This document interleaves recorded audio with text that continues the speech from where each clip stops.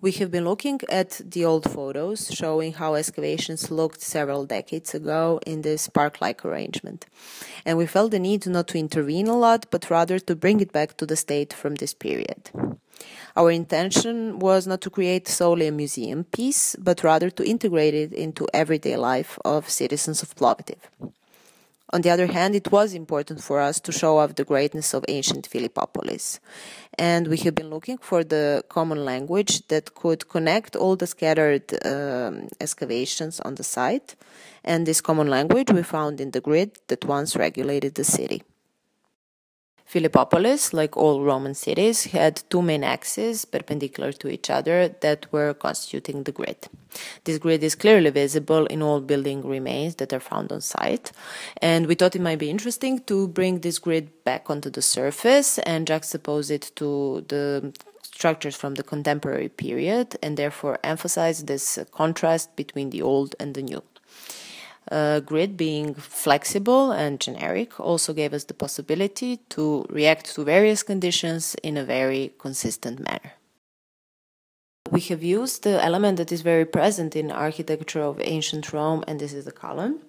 And the column is coming out of the grid, and we place it on each excavation, creating sort of a landmark for them.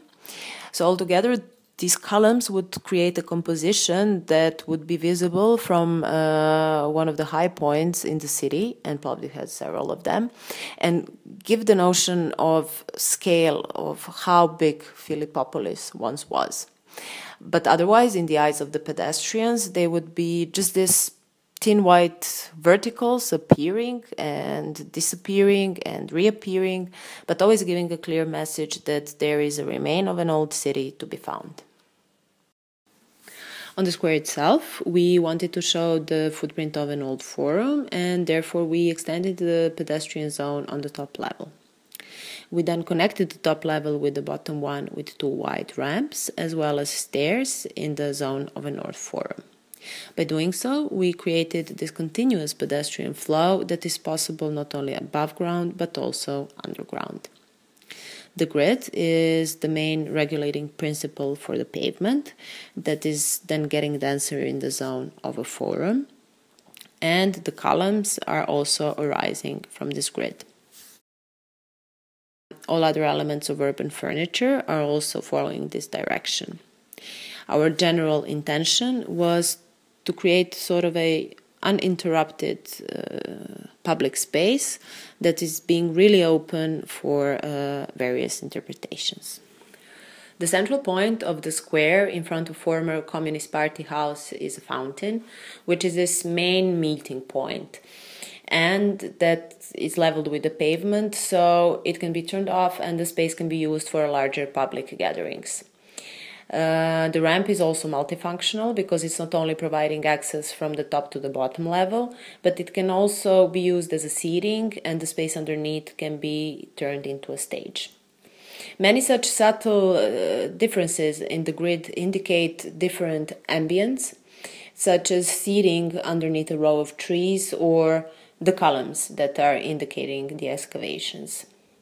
And all this is talking for this main idea of the design, which is flexibility and inclusivity of not only what is now, but also what is tomorrow, with this constant reminder of the rich history that Plovdiv is famous for.